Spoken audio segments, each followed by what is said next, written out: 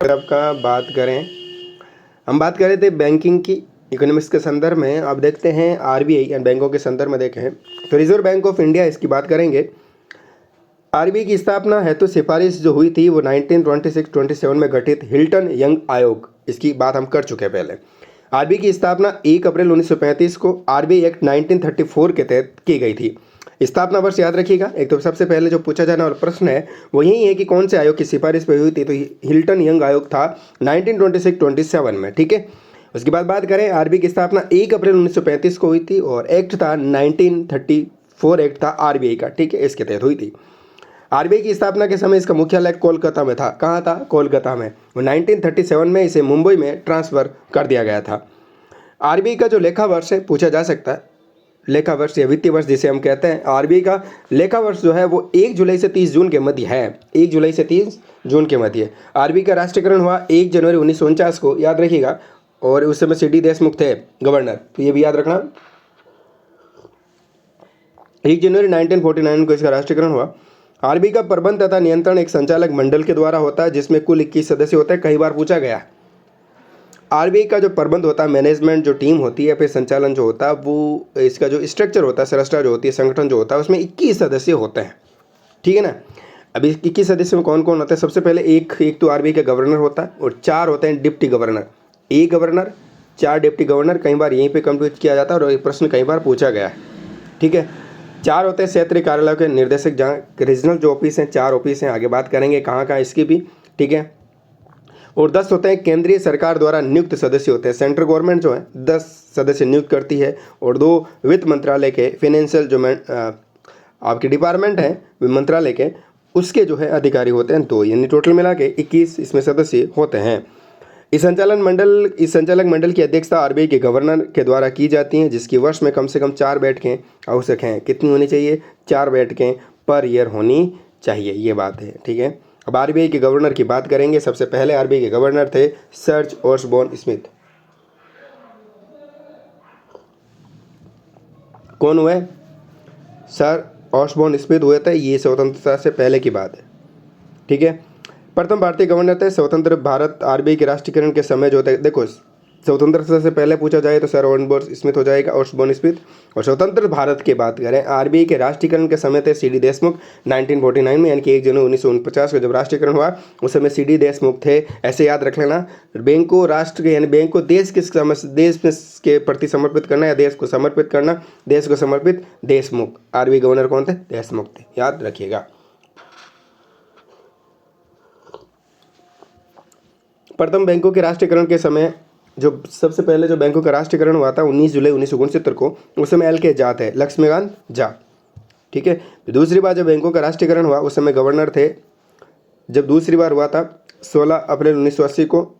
देखो दूसरी बार 6 बैंकों का हुआ, पहली बार 4 बैंकों का हुआ। जब 4 बैंकों का जब हुआ तब 50 करोड़ से जिनकी ज़्यादा संपत्ति थी उनका हुआ था, और सेकेंड टाइम जो हुआ था 200 करोड़ से ज़्यादा संपत्ति जिनकी थी उनका हुआ था। तो इस समय आईजी पटेल थे दूसरी बार जब राष्ट्रीयकरण हुआ तब। वर्तमान में शक्तिकांत दास हैं आपके 25वें, ठीक है।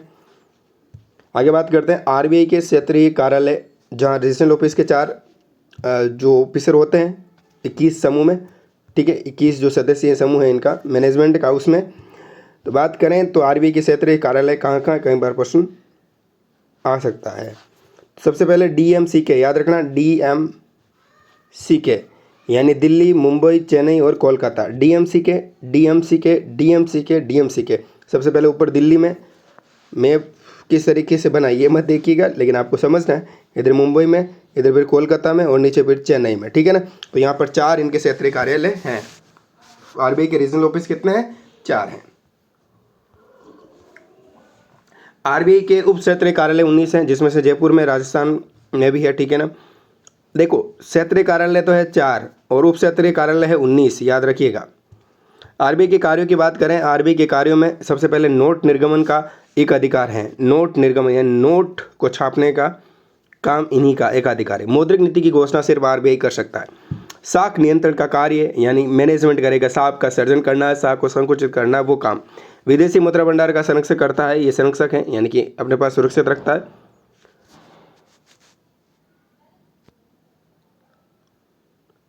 बैंकों के मध्य बैंकों के प्रबंधन तथा नियंत्रण का कार्य केंद्रीय बैंक का कार्य करता है। भारत में बैंकिंग व्यवस्था में वृद्धि करने हेतु बैंकों को लाइसेंस देने का काम भी आरबीआई करता है। सरकार के बैंकर का कार्य करता है, ये सरकार के बैंकर के रूप में होता है। ये अंतिम ऋणदाता यानी अंतिम ऋण देने का काम यही करता है। वित्तीय समावेशन का कार्य भी यही करता है आरबीआई। ठीक है, नोट निर्गमन के संबंध में कुछ महत्वपूर्ण बात करें, ये बहुत इंपॉर्टेंट है। वर्तमान में आरबीआई 1 रुपये के नोट तथा सभी प्रकार के सिक्कों को छोड़कर 9 श्रेणी के नोटों का नोट जारी करता है वर्तमान में। ठीक है ना, वर्तमान में सब मिटा देना, ये 9 की जगह 8 को करता है क्योंकि 2000 का नोट अब बंद हो चुका है। ठीक है, तो अब 8 प्रकार के ये जो नोट वगैरह ये छापता है। ठीक है, वर्तमान में आरबीआई 1 रुपये के नोट तथा सभी प्रकार के सिक्कों छोड़कर 9 श्रेणियों के नोट जारी कर रहा है। देखो बात करें, 1 रुपये का नोट और सभी प्रकार के सिक्के कौन जारी करता है? वो करता है वित्त मंत्रालय जारी करता है। ये कई बार आपको कंफ्यूज करने के लिए प्रश्न पूछा जाता है कि 1 रुपये का नोट कौन जारी करता है या फिर सिक्के कौन जारी करता है, तो वित्त मंत्रालय याद रखिएगा। आरबीआई जो जारी करता है, आरबीआई जारी करता है 1 2 3 4 5 6 7 7 ठीक है ना, 1 2 3 4 5 6 7 प्रकार के, याद रखना 7 प्रकार के, यानी कि नोट तो जारी टोटल प्रकार 8 प्रकार के हो गए, जिसमें से 8 प्रकार के नोट हो गए। ठीक है, 1 रुपये का नोट इसमें शामिल नहीं, 1 रुपये का वित्त मंत्रालय जारी करता है। तो आरबीआई करती है, आरबीआई की प्रश्न पूछा जाए, जो आरबीआई जो करता है 7 प्रकार के नोट निर्गमन का कार्य करता है। वित्त मंत्रालय 1 रुपये का नोट जारी करता है। 2000 का नोट जो है अब आरबीआई जो जारी नहीं करता, 19 मई 2023 के बाद इसको बंद कर दिया गया है।